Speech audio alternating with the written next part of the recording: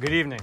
According to this new study right here, which came out of Qatar and was published in the New England Journal of Medicine, it found that those people who have already suffered from COVID and therefore have natural immunity, they are very well protected against future infections. In fact, according to the study, it found that among the people who already had COVID, only 0.4% of them got it again.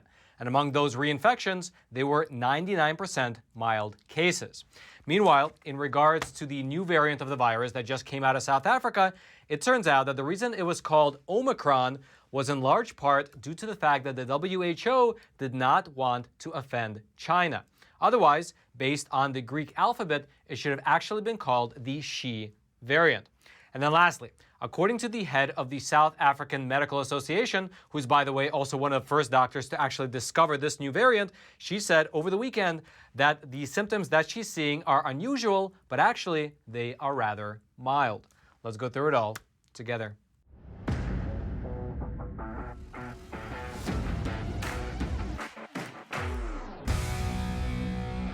This is your daily Facts Matter update, and I'm your host, Roman, from the Epoch Times. And now let's begin today's discussion by talking about natural immunity. According to a recently published study which came out of the Kingdom of Qatar, people who have already recovered from COVID, meaning they already had a COVID infection, they have very little risk of contracting the disease again. Meaning that according to this study, an individual who has already suffered from COVID is at very little risk of becoming reinfected.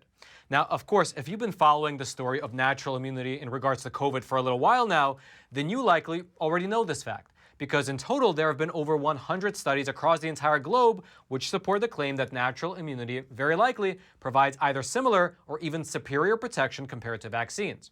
However, what makes this study out of Qatar so special is the scope. Because Qatar is a relatively small country, it's also a kingdom, and therefore the researchers in that nation, they were able to collect comprehensive data on almost everyone in the entire country. Here's in fact what the study said in regard to the scope of the research that they were able to do. Quote, using national federated databases that have captured all SARS-CoV-2 related data since the onset of the pandemic, we investigated the risk of severe disease leading to acute care hospitalization, critical disease leading to hospitalization in an intensive care unit, and fatal disease caused by reinfections as compared with primary infections in the national cohort of 353,326 persons. And so essentially, what these Qatari researchers were able to do is to use their national databases to examine the medical records of almost everyone in the entire country. And more specifically, there were 353,326 people in the country who had contracted COVID sometime between February 28th of 2020 and April 28th of 2021, meaning that sometime in this 14-month time period, these individuals had been infected. Then, what the researchers did is that they removed about 87,500 people from their study group and they excluded them because those people had gotten the vaccine. And the researchers, they wanted to only study the people who had exclusively natural immunity, not people who had natural immunity plus the vaccine. Then they followed the records of the remaining people to see whether they became reinfected. And what they found was that natural immunity provided very strong protection. Specifically, out of the nearly 300,000 people, only 1,304 of them were reinfected, which is about 0.4%, meaning that only 0.4% of the people who had natural immunity and who never got the vaccine got reinfected with COVID. Then, when they looked for severe cases, meaning cases of COVID that were so serious that people had to go to the hospital, the researchers only found 4 cases. Only 4 cases of reinfection that were determined to be severe, meaning that out of everybody in Qatar who had natural immunity and also never got the vaccine, there were only 1,304 people who got reinfected. And out of these people, 1,300 of them were mild cases, while only 4 were severe cases. The researchers also noted that there were no cases of deaths among the reinfected. Furthermore, in general, the reinfections were found to be less severe overall than the primary infections. On that point, here's in fact what these researchers said in the study. Quote, reinfections had 90% lower odds of resulting in hospitalization or death than primary infections. 4 reinfections were severe enough to lead to acute care hospitalization. None led to hospitalization in ICU, and none ended in death. Reinfections were rare and were generally mild, perhaps because of the primed immune system after primary infection. And then, this is how one of the lead researchers in this particular study, here's how he summarized their findings. Quote, Accordingly, for a person who has already had a primary infection, the risk of having a severe reinfection is only approximately 1% of the risk of a previously uninfected person having a severe primary infection, which is a very convoluted and roundabout way to say that the risk is relatively low. Now, while this study doesn't exactly make clear how long the protection lasts, according to the actual data that was found in the pages of the study, the median time between the first illness and reinfection was about 9 months. And this is leading these researchers to then go on and say that they are studying whether natural immunity to COVID mirrors our natural immunity to the common cold. Here's in fact what they wrote on this front in regards to the research that they are continuously doing. Quote, "Needs to be determined whether such protection against severe disease at reinfection lasts for a longer period, analogous to the immunity that develops against other seasonal common cold coronaviruses, which elicit short-term immunity against mild reinfection, but longer-term immunity against more severe illness with reinfection. If this were the case with SARS-CoV-2, the virus, or at least the variant studied to date, could adopt a more benign pattern of reinfection when it becomes endemic." Now again, this is not the first study to suggest this conclusion that natural immunity not only exists but is also rather strong. There have in fact been over 100 such studies to this day. However, as I mentioned earlier, this one out of Qatar is one of the largest studies, and it adds to the growing body of evidence surrounding natural immunity as a whole. If you'd like to read this study in its entirety for yourself, I will throw a link to the PDF version of it into the description box below this video for you to check out. And all I ask in return is that while you're making your way down there to that link, take a quick detour to smash that like button for the YouTube algorithm. And now, before we move on over and discuss how the WHO named the new variant of the virus Omicron in order to not upset China, I would like to take a quick moment and introduce our sponsor for today's episode, and I will do so from the sound booth. That's right, Roman. The sponsor of today's episode is an awesome company called American Hartford Gold. As I'm sure you're aware, the rate of inflation right now in this country is accelerating like crazy. I mean, everything from the cost of lumber, cars, houses, food, gas, everything is increasing at an accelerated pace. However, in my opinion, what the most amazing aspect of the system is that you can take this money, which I actually think is as fake as monopoly money because the Fed and the Treasury just print this out of nothing, and you can use it to buy real money from American Hartford Gold, which is gold and silver coinage. Take a look. This is a box that I get every single month from American Hartford Gold sent to me because I believe it's a great hedge against inflation. This is something that has had value for 5,000 years. It's had value across the world in Russia, China, America, India. I mean, this is the real stuff right here. This is a beautiful, actually Canadian maple. And this is right here is some silver coinage. I don't know if you can see how shiny and beautiful it is. Yeah, but I just get these every single month because I believe that unfortunately the US dollar will eventually fall as the global reserve currency, as sad as that is. And I just want to hedge against those people in Washington, D.C. continuously printing our prosperity into oblivion. And I would highly recommend that you do the same. Go on over to the website for American Hartford Gold and consider doing business with them. They're an awesome company. They sponsor a program like ours, so they obviously care about the truth getting out there, but they also have an A+ rating with the Better Business Bureau. They have a great customer support staff when you call them. They're super friendly, and they make the entire process super simple because not only can you get these packages here delivered directly to your doorstep, but you can call them up and set it up so that you can actually get gold and silver directly deposited into your IRA account, again, making it all super simple. And right now they're offering a special to viewers of Facts Matter, where depending on how much you buy, how much gold and silver you buy, they will throw in $1,500 worth of free silver on your first order. So give them a call at 866-242-2352 or text Roman to 65532. Also, I'll throw a link to their website down in the description box below. And American Hartford Gold, thank you so much for sponsoring this episode. Now, Roman in the studio, back to you. Imagine for a moment that over the last weekend, you were a television news producer. You needed to make news for TV. And before you, there were 5 possible stories that you could have your news channel focus on. Here are those 5 possible stories. A, the start of the Ghislaine Maxwell's child trafficking case. B, the start of Jussie Smollett's trial over his alleged hate crime hoax. C, the organized looting of big box retailers that's happening across the entire country. D, the aftermath in Waukesha after that guy drove his car into a Christmas parade. Or E, you could focus on a new virus variant over in South Africa, which might or might not be as dangerous as the one that is spreading right now. And if you chose letter E, well, then you would be in the majority. Because somehow it appears that almost all the major news networks across the entire country, they decided in sync to focus on the last point, the new virus variant. I always find it amazing how that works. Now, Let's go through a bit about what we know regarding this new variant, starting with its name, which is, as you might know, the Omicron variant. Now, you might look at that name and you might say to yourself, that's weird. Where do they come up with these random names anyway? Well, that is a good question. And the answer to that is actually quite simple. There is a naming convention for these different COVID variants that uses the Greek alphabet.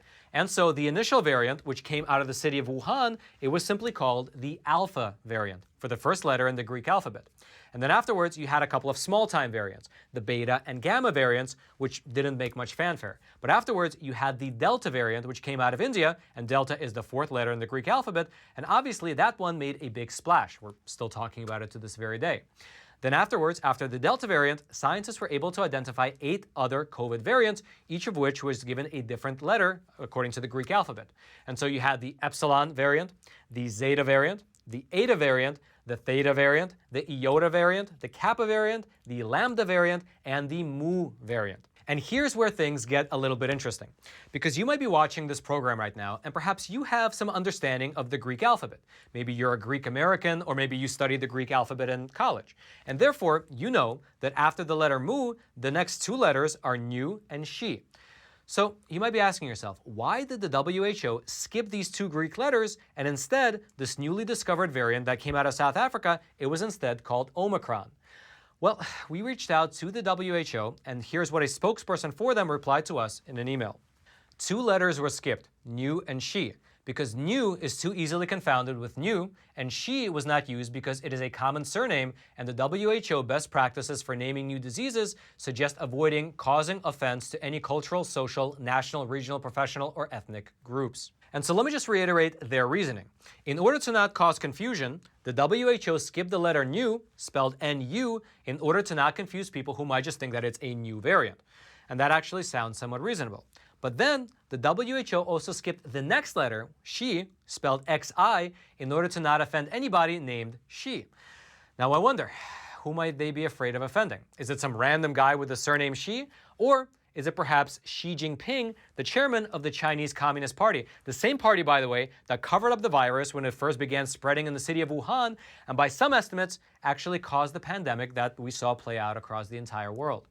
However, due to the decision of the WHO, over the holiday weekend, we here in America, when we were gathered around the table, we were inundated with reports, news reports of the Omicron variant rather than the She variant. Very, very convenient.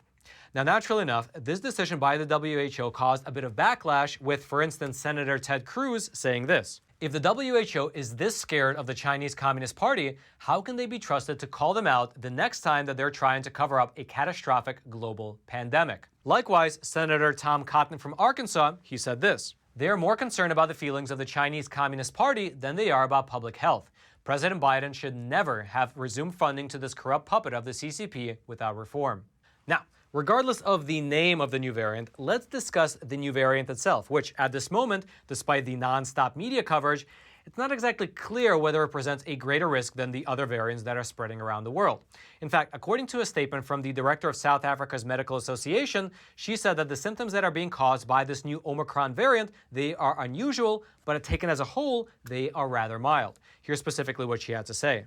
What we are seeing clinically in South Africa, and remember, I'm at the epicenter of this where I'm practicing, is extremely mild. For us, these are mild cases. We haven't admitted anyone. I've spoken to other colleagues of mine, and they give the same picture. Now, that same doctor further added that the way that the Western media is currently covering this variant, at least in her opinion, she says that it is a, quote, storm in a teacup, end quote, meaning essentially that they're blowing it way out of proportion, in her opinion, given the fact that she has only seen very mild cases thus far.